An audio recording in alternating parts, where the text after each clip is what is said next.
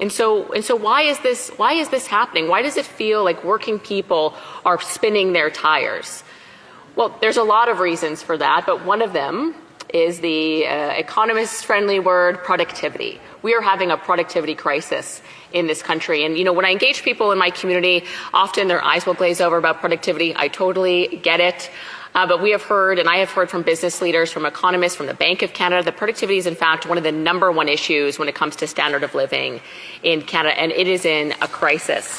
In fact, Tiff Macklem, the governor of the Bank of Canada, just said last month, he said, quote, "What's most concerning is that unless we change something, our standard of living as a country, as Canadians, is going to be lower than it otherwise would have been." And when he was talking at the press conference giving this update about the Canadian economy, he went like this. He said the standard of living was going to be like this, now it's going to be like this. So we're going to be poorer out of the mouth of the Bank of Canada governor. He's telling Canadians, and parliamentarians should all be very concerned about this, that we're going to be poorer as a country if we keep going down this trajectory. And of course, there's world factors in that, like the trade war, but many of these issues existed long before Trump 2.0 ever came along, Mr. Speaker. And of course, we saw this a year and a half ago in March 2024, also from the Bank of Canada. Senior Deputy Governor Carolyn Rogers said about productivity, "It's an emergency. It's time to break the glass. It's time to sound the fire alarm. It's time to evacuate because the productivity is so bad."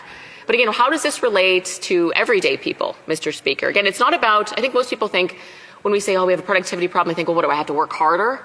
That's actually not what it means. Nicholas Vincent from the Bank of Canada as well, the external deputy governor, said, quote, "Canada's affordability problem is really a productivity problem. If we want to make things more affordable, we need to raise our incomes, of course. And the way to grow our incomes, he said, is by increasing our productivity." So it is mission critical that we fix this productivity problem, and the results are very stark. In fact, after 10 years of Liberal government and the way that they approach the economy, we've had very poor results when it comes to productivity. In fact, it has barely grown at all since they've been in power.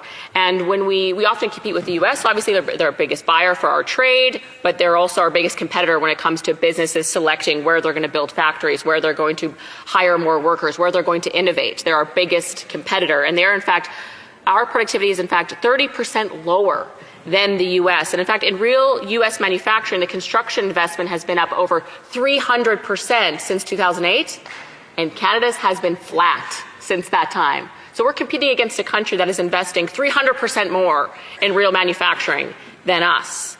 And in fact, U.S. firms invest triple what Canadian firms do. So a Canadian firm will be investing about $4,100 per worker annually in our workforce. And the U.S. is investing over $12,800 per worker annually. So for people to understand, let's say you work in an office and everyone works on their computers. It's as if the person beside you is working on modern computer technology. They have AI, they have virtual calling, they have a smartphone, all of those things. And you're just as smart as them, you work just as hard as they do, but you're trying to do the same job working on dial-up internet on a 1990s computer. That's the reality when we talk about investing in our workforce and what we're up against with the behemoth that is the U.S. And we used to be more on par with investment per worker. Our productivity used to be a lot closer.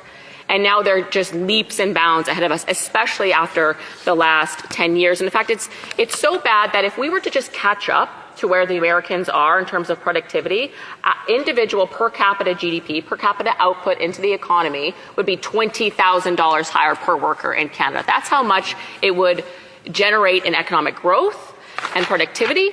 And obviously, as we've heard from the Bank of Canada, when we increase our productivity, we increase our incomes, and we increase the standard of living for Canadians.